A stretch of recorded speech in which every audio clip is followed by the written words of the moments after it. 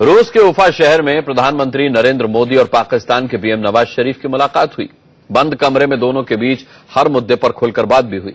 बाद में दोनों देशों के साझा बयान में बताया गया कि भारत और पाकिस्तान सरहद पर शांति के लिए सिस्टम बनाने पर राजी हो गए हैं। पाकिस्तान इस बात के लिए भी तैयार हो गया कि वो 26/11 के आतंकियों के खिलाफ जांच में भारत की मदद करेगा। उफा से खबर यह भी आई तो दिल्ली और इस्लामाबाद में एक जैसी राजनीति शुरू हो गई। दोनों देशों के विपक्षी पार्टियां यही सवाल पूछ रहे हैं कि आखिर मोदी और नवाज शरीफ को एक दूसरे से मिलने की जरूरत क्या थी। ऐसे में बड़ी बहस का मुद्दा यह है कि क्या मोदी नवाज मुलाकात से बनेगी कुछ बात, क्या मोदी से किए वादे पूरे करेगा पाकिस्तान।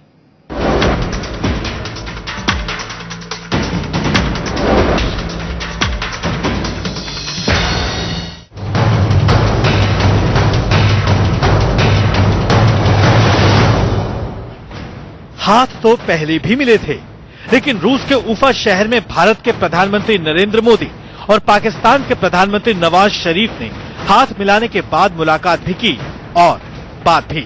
बातचीत से पहले मोदी के चेहरे पर सहज मुस्कान थी, जबकि नवाज शरीफ कुछ असहज दिख रहे थे। ये बॉडी लैंग्वेज कूटनीति की समझ रखने वालों की दिलचस्पी बढ़ाने के लिए काफी थी कि क्या बंद कमरे में दोनों देशों के बीच कोई बात बनेगी।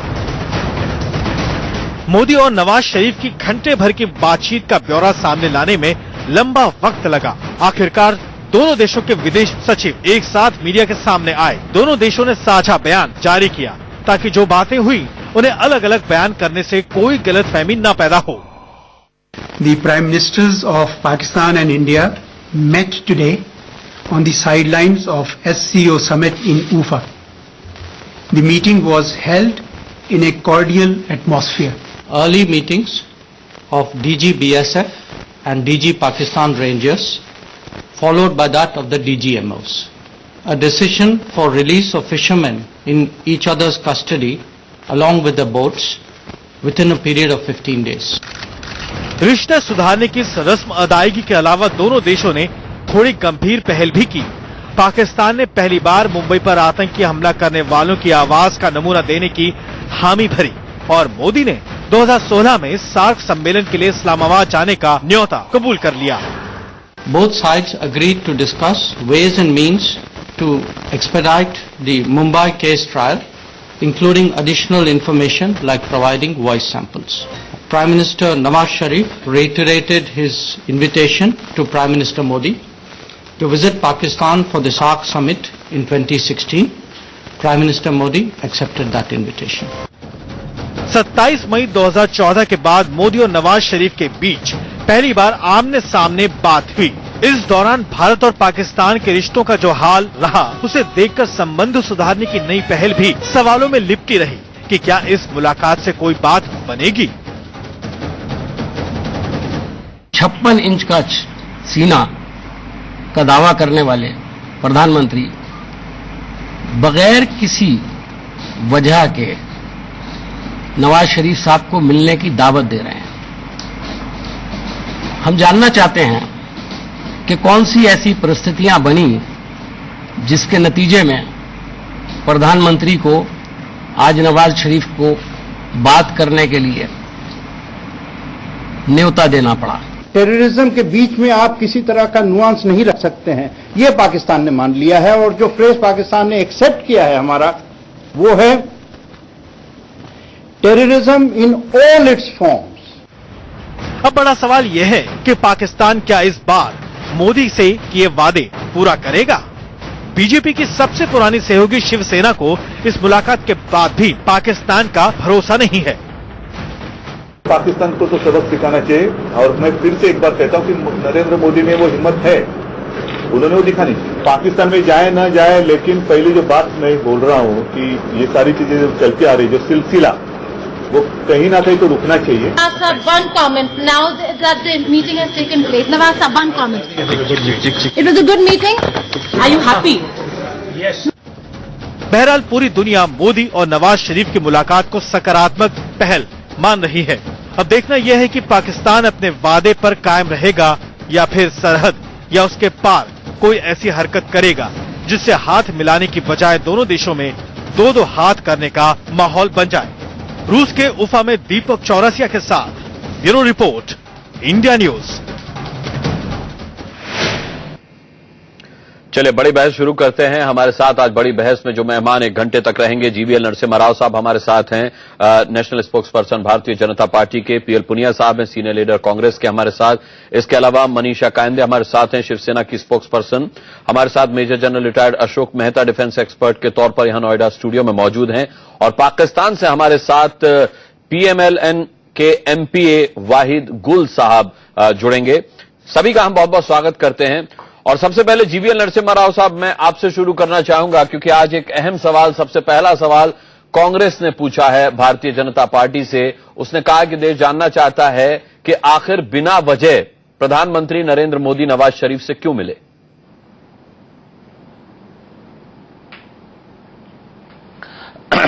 अनुराग जी, ये दोनों प्रधानमंत्रियों के बीच एक बायलैटरल मीटिंग था, पर लेकिन ये एससीओ समिट के साइडलाइंस पे हुआ।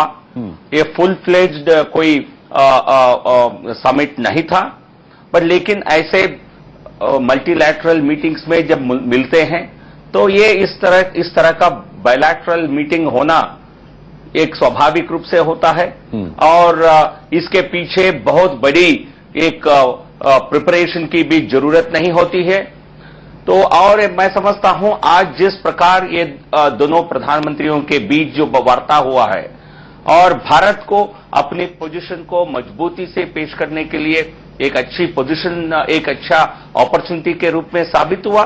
और जो जॉइंट स्टेटमेंट जो रिलीज हुआ दोनों देशों के प्रधानमंत्रियों की वार्ता के बारे में, ये मुझे लगता है ये दोनों के जो संबंधों को थोड़ा आगे ले जाने के लिए और कुछ दशा को कुछ आगे बढ़ाने के लिए और परिस्थिति को कुछ सुधारने के लिए एक उम्मीद का झलक बिल्कुल दिखता है। पीएल पुनिया साहब, जाहिर सी बात है कि जो मुलाकात 15 मिनट के लिए प्रस्तावित थी वो 1 घंटे में तब्दील हो गई, यानी कि विस्तार से हर मुद्दे पर बात हुई है। आतंकवाद के मुद्दे पर पाकिस्तान को झुकाया है भारत ने। आपको क्यों लगता है कि बेवजह की हुई मुलाकात सार्थक नहीं रही?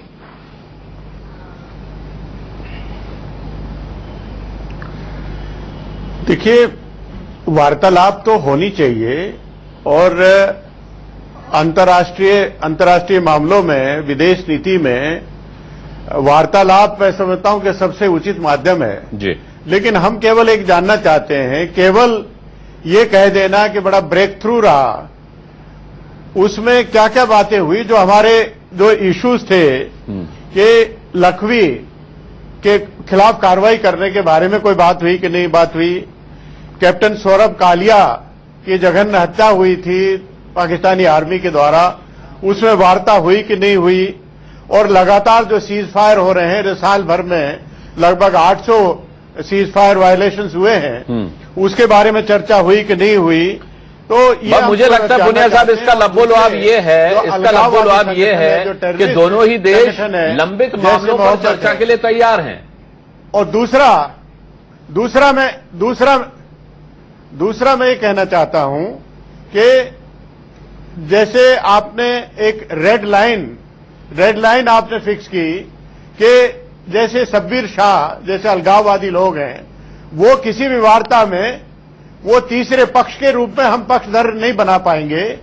और जो सीज फायर वायलेशन में कहा कि तत्काल बंद होना चाहिए, और ये भी कहा गया कि टॉक्स और टेरर दोनों एक साथ नहीं चल सकते। तो मैं जानना चाहता हूं कि क्या उस रेड लाइंस को आपने क्रॉस किया है या उसको बनाए रखेंगे?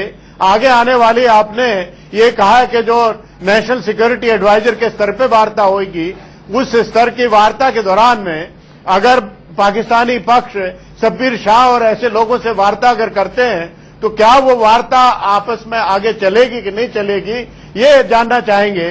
और जो पाकिस्तानी आर्मी की जो नापाक हरकतें हैं, जो सीज फायर वायलेशन बराबर कर रहे हैं, उसके बारे में चर्चा हुई कि नहीं हुई, ये इसके बारे में खुलासा करते तो ज्यादा ठीक था। पीवीएल नरसिम्हा राव साहब, क्या आप खुलासा करना चाहेंगे?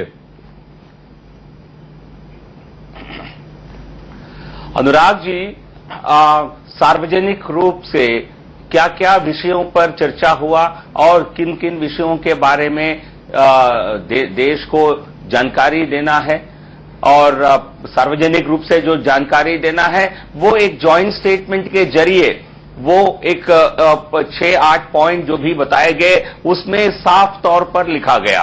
तो हर जो पहलू पर है वो प्रधानमंत्री के लेवल पर टॉक्स में नहीं होते हैं, इसलिए एनएसए के लेवल पर जब बात होगा, जब पाकिस्तान के नेशनल सिक्योरिटी एडवाइजर भारत आएंगे, दोनों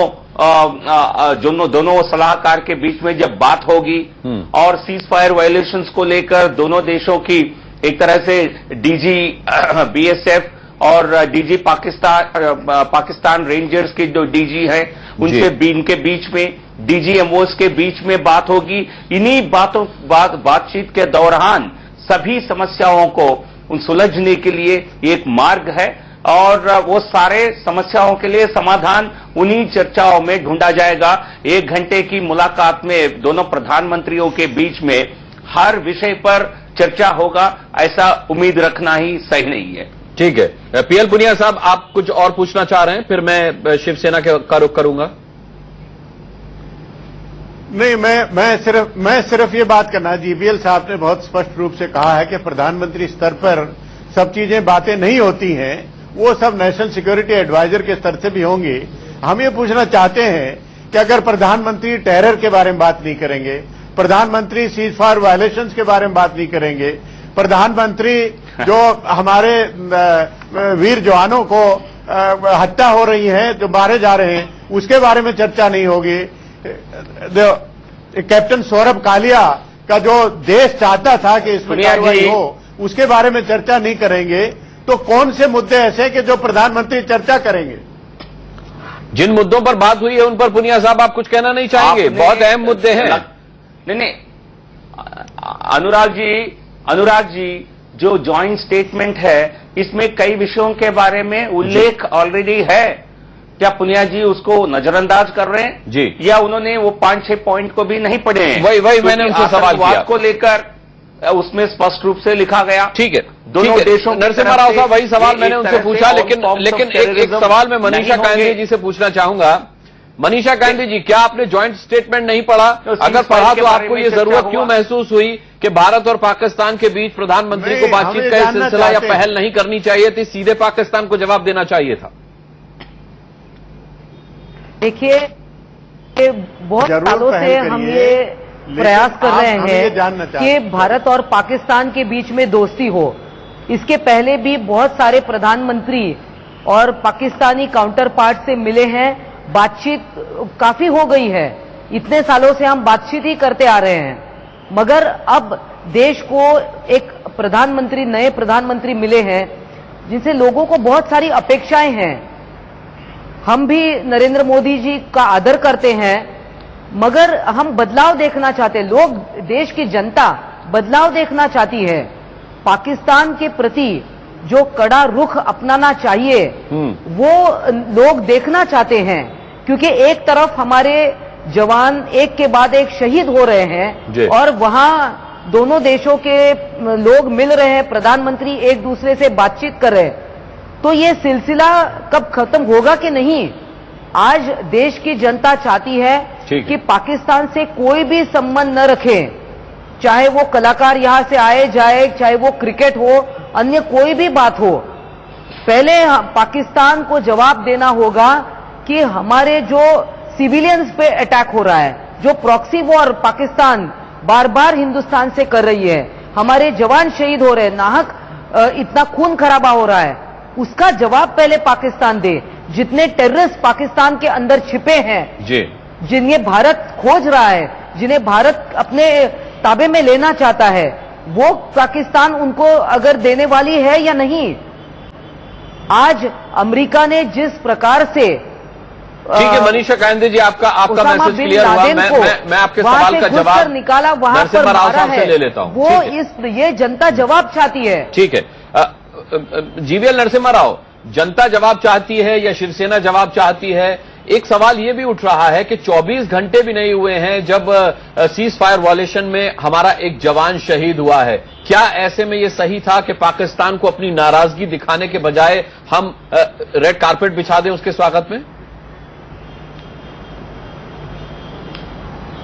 ऐसा बिल्कुल नहीं है, क्योंकि जो कांग्रेस के कार्यकाल में जिस प्रकार सुरक्षा बलों की एक तरह से उनको हाथ और पैर बांधे गए, उनको एक पूरी तरह वायलेशन के खिलाफ, सीज फायर वायलेशन के खिलाफ उनको पूरी तरह आजादी भी नहीं थी रिप्राइजल अटैक्स करने के लिए। किसने कहा कि हाथ पैर बांध वायलेशन के उसके रिप्लाई करेक्ट कर लीजिए हो रहा है। नहीं, आप बात का जवाब दीजिए, इस तरह से बात मत कीजिए पहले, लेकिन आप किसी से भी पूछिए। गलत बात कर रहे हैं। आप आर्मी किसने कहा है? स्पष्ट रूप से मिनिस्टर से, आपके पार्टी के मिनिस्टर ने, आपकी पार्टी में मंत्री हैं, बहुत स्पष्ट आदेश दिए हैं और हर अटैक को, हर वायलेशन को, बता दें, हर वायलेशन का जवाब दिया गया।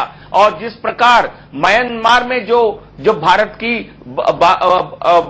की सेना ने जो करके दिखाया, हमारे जो सेना पर किसी प्रकार की अटैक करते हैं, हमारी जनता पर किसी प्रकार की अटैक करते हैं, उसका मुंह तो जवाब दिया जाएगा। ये सिग्नल पूरे विश्व को है, हमारे पड़ोसियों को है। पाकिस्तान के साथ में हो रहा है उसका क्या? ये नवाज शरीफ से एक पाकिस्तान की सेना साथ कर रही है, उसका क्या किया? नहीं, के मामले में क्या किया? जीवीएल नरसिम्हा राव साहब 1 घंटे तक मुलाकात की, तो मुंहतोड़ जवाब देने का इससे अच्छा मौका कब आता? क्या सख्ती से पेश आया भारत? हाँ, ये जो दोनों प्रधानमंत्री जब मिलते हैं, उनके जो जॉइंट स्टेटमेंट आता है, उसी के आधार पर आप आंकलन कर सकते हैं। आप देखिए 2009 में जब मनमोहन सिंह, अरे स्टेटमेंट पाकिस्तान बहुत देता है, अमल कहां करता है उस पर? जीवीएल नरसिम्हा राव साहब, जॉइंट स्टेटमेंट तो हमने पढ़ लिया। अरे आप बताइए, अभी आपको साल हो गया, मेरे पास तारीख के साथ पाकिस्तान के बयान दर्ज है। बात नहीं मानी थी मेरे पास तारीख के साथ पाकिस्तान के बयान दर्ज है। जीवीएल नरसिम्हा राव साहब, जॉइंट स्टेटमेंट में पाकिस्तान ने जो कहा है उस पर कैसे यकीन किया जाए? आप जितने ज्यादा जवान शहीद हुए आपके कार्यकाल में हुए हैं। अच्छा, ये हिसाब किताब करने मत बैठिए भाई। नहीं, ये हिसाब किताब करने मत बैठिए किसके कार्यकाल में ज्यादा जवान मरे। मैं मेजर जनरल अशोक मेहता साहब को डिबेट में लाना चाहूंगा। जी के शांत हो जाइए। आपने कुछ नहीं किया। किस प्रकार नरमी? अरे ठीक है, ये कोई राजनीतिक पॉलिटिकल डिबेट नहीं है। यहाँ हम लोग देश के हित में बैठे हुए हैं, देश के बारे में बात करने के लिए। बीजेपी और कांग्रेस के बारे में बात करने नहीं बैठे हुए। ठीक है, पुनिया साहब शांत हो जाइए। अनुराग जी, नहीं ठीक है, मैं इसीलिए कह रहा हूं अशोक मेहता जी को आने दीजिए अब डिबेट में। अशोक मेहता जी को आने दीजिए डिबेट में। नहीं, अशोक मेहता जी बहुत देर से आप लोगों को सुन रहे हैं। अशोक मेहता जी, यदि आप मर्यादा नहीं रखेंगे। अच्छा ठीक है, मैं दोनों ही से मर्यादा रखने की गुजारिश कर रहा हूं भाई। दोनों ही, पीएल पुनिया साहब, जीवीएल नरसिम्हा राव साहब, दोनों ही मर्यादा रखें और एक दूसरे पर आक्षेप से बचें। हम देश के बारे में बात कर रहे हैं, उसी पर रहें। अशोक मेहता साहब, पाकिस्तान ने आतंकवाद के मुद्दे पर जो रुख दिखाया है इस बार, उसे लेकर यह कहा जा रहा है कि भारत ने पाकिस्तान को आतंकवाद के मुद्दे पर झुकने पर मजबूर कर दिया। क्या पाकिस्तान वाकई झुका? अब ये तो देखना पड़ेगा कि पाकिस्तान झुका या नहीं झुका, लेकिन मैं ये जरूर कहूंगा कि हमारी सरकार ने जो अभी कदम उठाया है, देर आए लेकिन दुरुस्त आए। और ये बातचीत काफी पहले शुरू हो जानी चाहिए थी। और जैसे आपने शुरू में कहा कि 13 महीने के बाद ये बातचीत की शुरुआत हुई है।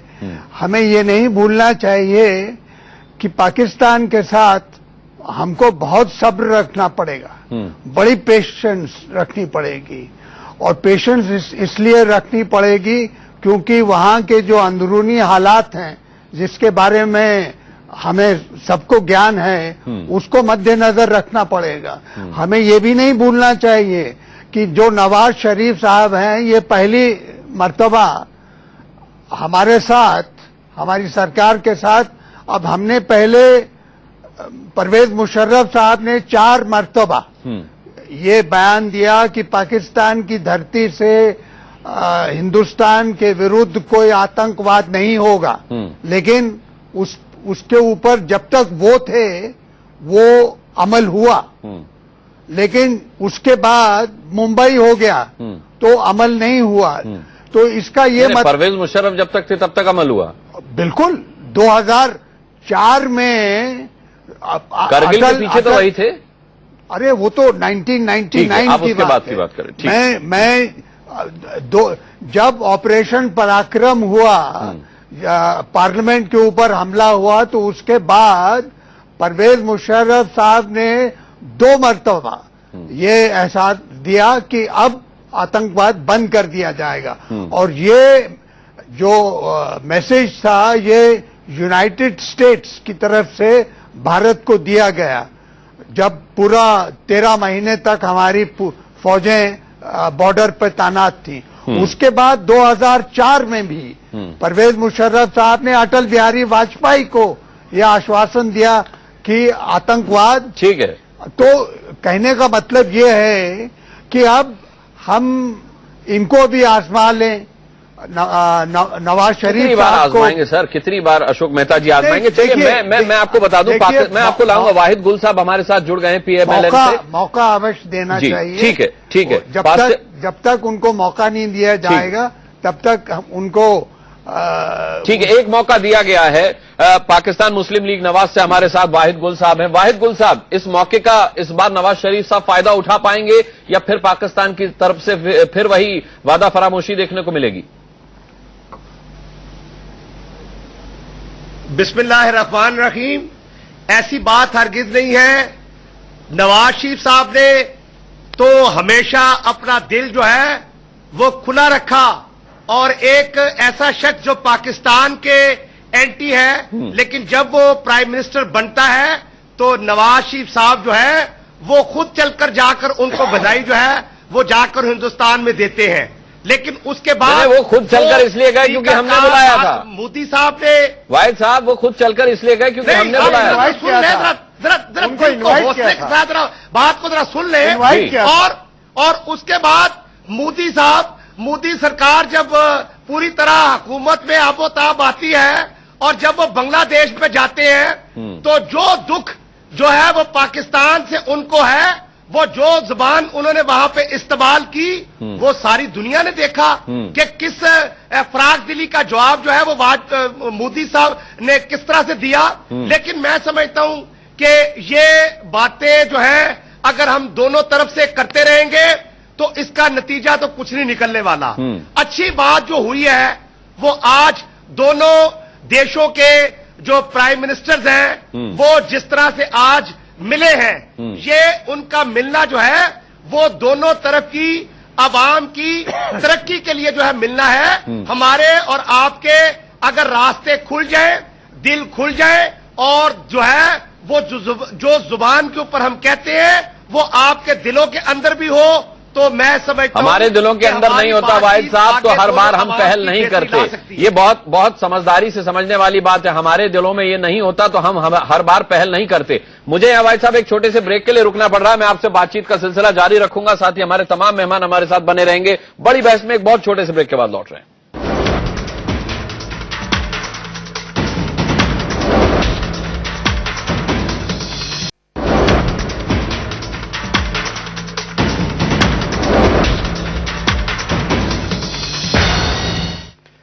बड़ी बहस में एक बार फिर आप सभी का स्वागत है। बड़ा सवाल यह है कि नवाज शरीफ साहब ने हिंदुस्तान से जो वादे किए हैं आतंकवाद को लेकर के, क्या इस बार वो अपने वादे पूरे करेंगे? और इस सिलसिले में वाहिद गुल साहब हमारे साथ पाकिस्तान से जुड़े हुए हैं, जो कि उन्हीं की पार्टी से हैं, पाकिस्तान मुस्लिम लीग नवाज से।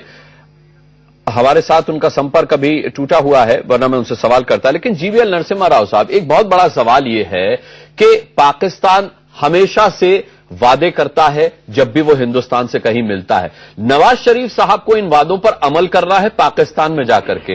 वो उफा में ये सब जो वादे किए हैं वो पूरे नहीं करेंगे, वहां पाकिस्तान में जाकर के उन वादों को पूरे करेंगे। आज वो मोदी के साथ बंद कमरे में बैठे हैं, लेकिन जब वो अपने वादे पूरे करने पर अमल करने के लिए काम करेंगे तो वो बंद कमरे में अपने सेना प्रमुख के साथ बैठेंगे। तब कितना इन वादों पर अमल कर पाएंगे?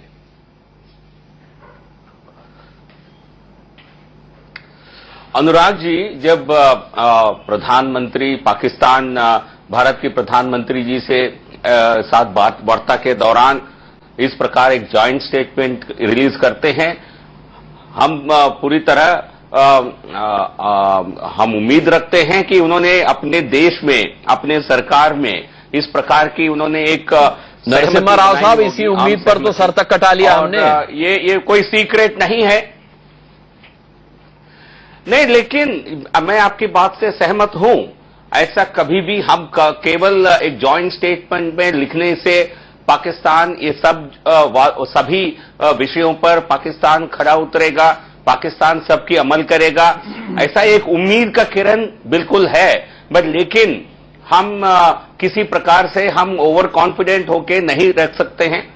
हमें इसके लिए ग्राउंड लेवल पे किस तरह के एक्शंस लिया जा रहा है, जो बायलैटरल जो बाकी जो एनएसए लेवल टॉक्स होंगे, जो डीजीएमओ लेवल टॉक्स होंगे, वो किस प्रकार आगे बढ़ते हैं, किस प्रकार सीज फायर के उल्लंघन होते रहे हैं, उसमें किस प्रकार की बॉर्डर्स पर परिस्थिति सुधरती है। इन सारे पहलुओं को देखने से हमें एक अंदाज लगेगा कितना सीरियस है पाकिस्तान अपने जो प्रॉमिसेस को निभाने में। हमें तो पूरी तरह हमें जागरूक रहना पड़ेगा, चौकन्नी रखनी पड़ेगी, लेकिन एक उम्मीद का किरण भी हमें रखना पड़ेगा। उम्मीद की किरण हमें रखना पड़ेगा, जैसा कि हमने हमेशा से रखी है। लेकिन वाहिद गुल साहब, मेरे पास एक फहरिस्त है आतंकवाद पर। पाकिस्तान ने इससे पहले जितनी बार भी जुमले दिए हैं, जुमले मैं इसलिए कह रहा हूं क्योंकि उन पर अमल आज तक नहीं हुआ। 16 जून 2014 इस्लामाबाद में नवाज शरीफ ने कहा था कि हम इस मुल्क का मुकद्दर बदलेंगे और किसी भी सूरत में अपनी सरजमी को दहशतगर्दों के लिए सेफ हेवन नहीं बनने देंगे।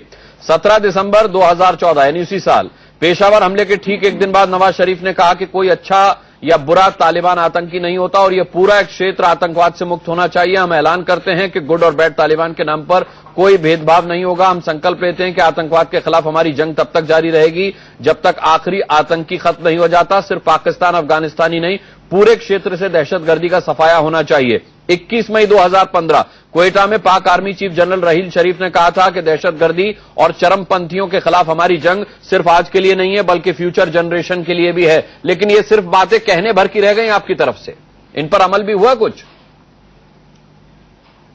क्या ज़रबे अज़ब आग आकर हमारे लिए लड़ रहे हैं? आप बताएं ना। मैं अपने मुतालिक पूछ रहा हूं। हमारे फौजी, मैं अपने मुतालिक पूछ रहा हूं सर।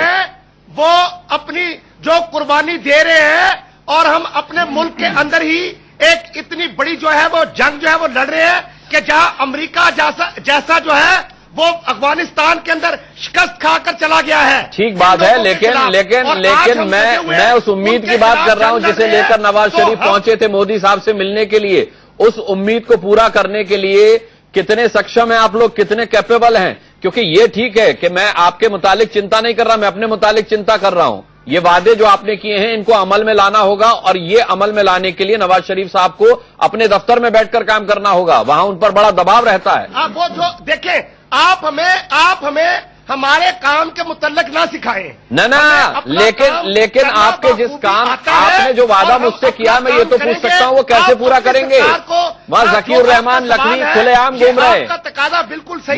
वहां लखवी खुलेआम घूम रहा है। बताएं और सिखाएं कि उन्होंने आगे के लिए क्या करना है। अरे भाई, मैं आपको नसीहत नहीं दे रहा, लेकिन मैं ये तो पूछ सकता हूं कि मुझसे जो वादा आपने किया है वो पूरा कैसे करेंगे? देखिए, आपसे हमारा ये एक वादा नहीं है, ये दो तरफा एक ताउन होने के लिए। अरे दो तरफा बार बार कह रहे, शपथ ग्रहण समारोह पे पहल हमने की, जब मोदी साहब ने स्वेरिंग किया तब नवाज शरीफ साहब को किसने बुलाया? के तहत जो है वो हमारी तरफ हाथ बढ़ाते हैं, वरना आप इतने अच्छे नहीं हैं कि आप हमारी तरफ जो है वो हाथ बढ़ा दें। नहीं, और अच्छाई का क्या सबूत चाहिए आपको अशोक मेहता साहब? अच्छाई का क्या? अगर इस माइंडसेट के साथ पाकिस्तान बैठेगा कि हम अच्छे नहीं हैं तो फिर कैसे बातचीत होगी? और अच्छाई का क्या? और कितना लिबरल होना हमसे चाहता पाकिस्तान के, हम और कितने लिबरल हो जाएं? 100 सबूत हैं कि किस तरीके से भारत ने हर बार पहल की।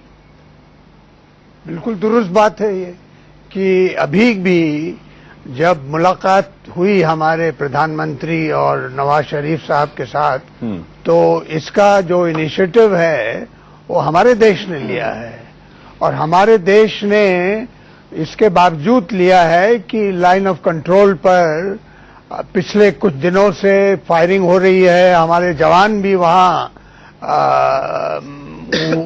उनकी मौत हुई है।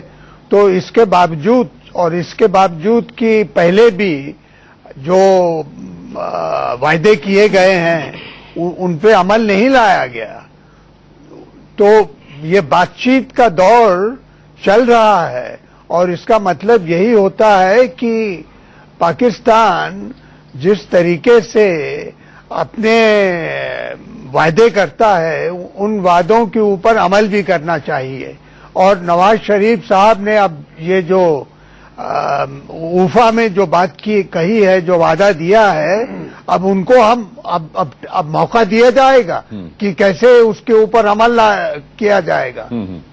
ठीक है, क्योंकि मेजर जनरल साहब, विरोध केवल हिंदुस्तान में नहीं हुआ है इस मुलाकात का, पाकिस्तान में भी हुआ है। वहां भी नवाज शरीफ का इंतजार लोग कर रहे हैं कि वो आए तो उनसे सवाल पूछा जाए कि क्या जरूरत थी हिंदुस्तान के वजीर आजम से मिलने की। लेकिन एक बहुत अहम सवाल है मनीषा कायंदे जी, हम सब जानते हैं कि हाथ मिलाने से सोच नहीं बदलती। दोनों प्रधानमंत्रियों ने जब हाथ मिलाया है उफा में, तब भी एक्सपर्ट्स ने इनकी बॉडी लैंग्वेज का एनालिसिस यही किया है कि नवाज शरीफ साहब बहुत उखड़े हुए मन से मिले हैं। ऐसे में क्या समझा जाए, सिर्फ हाथ मिलाने मात्र से, 1 घंटे बंद कमरे में बात कर लेने से हम पाकिस्तान की सोच बदल सकते हैं? जरा बॉडी लैंग्वेज का मैं जवाब दे दूं। हाँ, मैं आपके पास आऊंगा भाई साहब। देखिए, माननीय उद्धव जी ने स्वयं इस पर बताया है कि देखिए, पाकिस्तान पर कोई भी भरोसा नहीं कर सकता। और पहले भी हिंदुस्तान से अनेक लोगों ने ये मांग की है। स्वयं शिवसेना प्रमुख बाला साहब जी ठाकरे, इन्होंने भी ये मांग की थी कि पाकिस्तान को जो है तो आतंकवादी राष्ट्र करके घोषित कर देना चाहिए, क्योंकि बहुत सहन कर चुके हैं हिंदुस्तान और अब नहीं सहन करेंगे। और जब बहुमत की सरकार है, माननीय नरेंद्र मोदी जी को बहुत अच्छा मैंडेट लोगों ने दिया है और अब चाहते हैं कि पहले की सरकारों से ज्यादा अब नरेंद्र मोदी जी कुछ करके दिखाएं। और पाकिस्तान जैसे जिस प्रकार से अमेरिका ने ओसामा बिन लादेन को उस देश के अंदर जाकर उसको निकाला और उसको खत्म कर दिया, उस प्रकार से जिन आतंकवादियों ने भारत पर हमला किया है, हिंदुस्तान पर हमला किया है, हमें क्षति पहुंचाई है। ठीक है मनीषा कायंदे जी, का रुख, ठीक है। हम एक बार फिर वो तस्वीर दिखाते जब उफा में दोनों देशों के प्रधानमंत्री की मुलाकात हुई। वाहिद साहब इस पर कोई टिप्पणी भी करना चाह रहे थे। वाहिद साहब, आपने तस्वीर हालांकि देखी होगी, मैं फिर से दिखा रहा हूं तस्वीर, किस गर्मजोशी के साथ नरेंद्र मोदी साहब इंतजार कर रहे थे नवाज शरीफ का। लेकिन नवाज शरीफ जब दिखे, मिले, तो किसी सदमे में थे वो, शायद, मैं नहीं जानता किस सदमे में वो रहे होंगे। आप बेहतर उस बॉडी लैंग्वेज को एनालिसिस कर सकते हैं। देखें, बॉडी लैंग्वेज तो मोदी साहब की जो है वो साफ दिखाई दे रही थी कि अपने जो बातें उन्होंने की थी बांग्लादेश में, उसके ऊपर उनको काफी परेशानी दिखाई दे रही थी कि मैं अब एक ऐसे प्राइम मिनिस्टर से मिल रहा हूं कि जिसके मुल्क के खिलाफ मैंने जो कुछ किया, अच्छा, उसी से उल्टा चोर कोतवाल को डांटे। वाहिद साहब, बुलाया हमने और हमारे घर पर आकर आप हमी को जूता दिखा रहे हैं। हमारे घर आकर आप हमी को जूता दिखा रहे हैं, है ना? अगर बांग्लादेश में जो कहा है उसका मलाल होता तो आपको इन्वाइट नहीं करते, आपसे मुलाकात नहीं करते। जीवीएल नरसिम्हा राव साहब, जीवीएल नरसिम्हा राव साहब, सारी बातें जो ये देखिए, वो बॉडी लैंग्वेज तो जाहिर है, ये देखिए, बदली हुई थी मोदी ये साहब की। देखिए, लेकिन ये देखिए, आप पहल करके सोच रहे हैं कि आपने इनसे हाथ मिलाकर इनकी सोच बदल दी। जीवीएल नरसिम्हा राव साहब, नहीं, ये बात नहीं है। अब जरा सुन ले। हाँ, मैं ये अच्छा, पूरी कर लें आप। बातों से अनुराग जी, क्या निकालना चाहते हैं? देखिए, बात सुने। अगर तो ये दोनों जो देश हैं, मैं भी 12 मरतबा हिंदुस्तान गया हूं और हिंदुस्तान की आवाम जो है वो उसके ख्यालात कुछ और हैं और जो आपकी सरकारें हैं उनके ख्यालात कुछ और होते हैं। हिंदुस्तान की आवाम हो, पाकिस्तान की आवाम हो, वो ये चाहते हैं कि हम आपस में मिल बैठे, हम आपस में तिजारत करें, हम यहां से दोनों मुल्क के अंदर जो गुर्बत है उसको दूर करने के इक़दामात करें। अगर इन बातों के ऊपर हमें आना है तो हमें ये बातें सारी पिछली छोड़कर और आगे की तरफ ध्यान देकर, इसीलिए तो बार बार बुलाते हैं आपको बातचीत के लिए, जो है इसीलिए तो वाहिद साहब बुलाते हैं आपको हम बातचीत के लिए बार बार, और आप एनालिसिस करने लगते हैं उल्टा सीधा, अब आप आकलन प्रस्तुत करने लगते हैं बॉडी लैंग्वेज का। जीवीएल नरसिम्हा राव साहब, ये पाकिस्तान मुस्लिम लीग नवाज से ही आते हैं वाहिद गुल साहब, पार्टी लाइन अलग नहीं हो सकती, यही सोच नवाज शरीफ की भी होगी।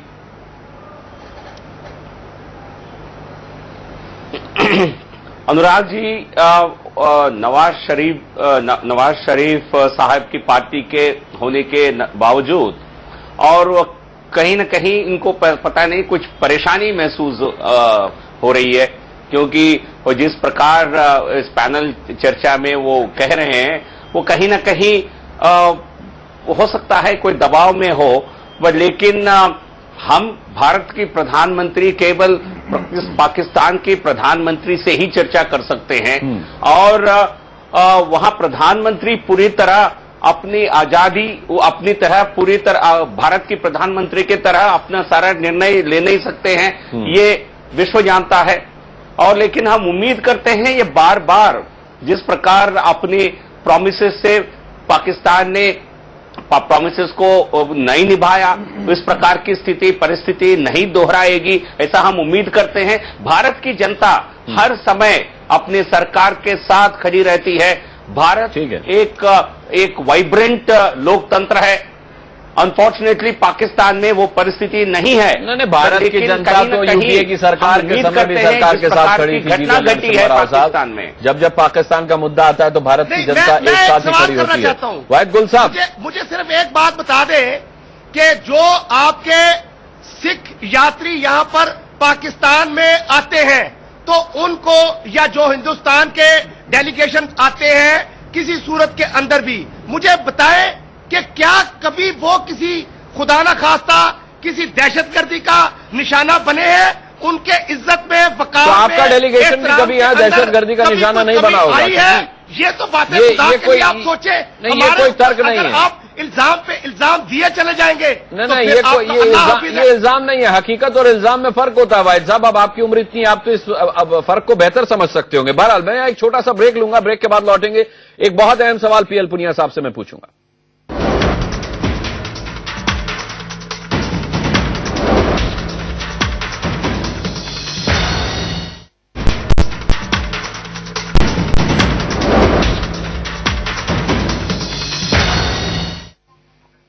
बड़ी बहस में एक बार फिर आपका स्वागत है। पीएल पुनिया साहब से मेरा सीधा सवाल। पीएल पुनिया साहब, आपको क्या लगता है कि एनडीए की सरकार यूपीए के पद चिन्हों पर चल रही है? पाकिस्तान को लेकर के जो रवैया वो अपना रही है कि पाकिस्तान कुछ भी कर ले, हम बातचीत का सिलसिला जारी रखेंगे, रेड कारपेट बिछाते रहेंगे, पहल करते रहेंगे?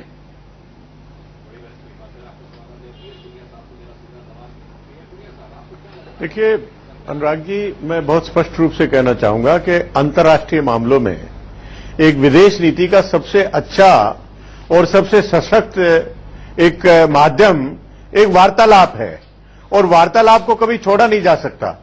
ये अलग बात है कि एनडीए सरकार आने के बाद उन्होंने तय किया कि जो अलगाववादी संगठन है उनको एक थर्ड पार्टी के रूप में हम नहीं स्वीकार करेंगे, और उन्होंने ये भी घोषणा कर दी टेरर और टॉक्स एक साथ नहीं चल सकती हैं।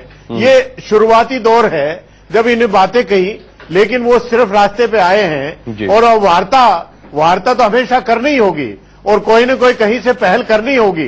इसमें कभी शर्म नहीं महसूस करनी चाहिए कि हमने पहल की तो हम छोटे हो गए और दूसरे ने पहल नहीं की तो वो बड़े हो गए। तो मैं समझता हूँ वार्तालाप तो होगी। तो आपकी पार्टी की तरफ से इस पहल पर सवाल क्यों उठाए गए? तो इस पहल पर आपकी पार्टी की तरफ से सवाल क्यों उठाए गए?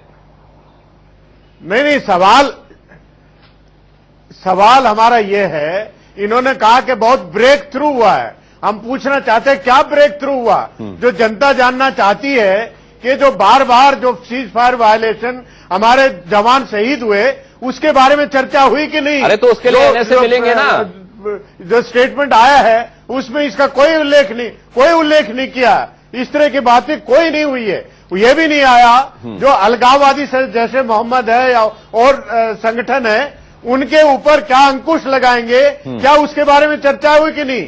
जो पाकिस्तानी आर्मी लगातार हरकतें करती रहती है, तो उनका हमेशा ही कोशिश रहती है कि जो वार्तालाप हो वो विफल हो। ठीक है, बातचीत से दिक्कत नहीं है। दोनों ही देश ये चाहते हैं कि बातचीत से मामला आगे बढ़े, लेकिन बातचीत तक ही मामला रह जाता है, आगे बढ़ता नहीं है। और हमेशा ऐसा होता है कि पाकिस्तान में जाकर के आपके जो नेता हैं, आपके जो वजीर आजम हैं, वो अपना रुख बदल लेते हैं।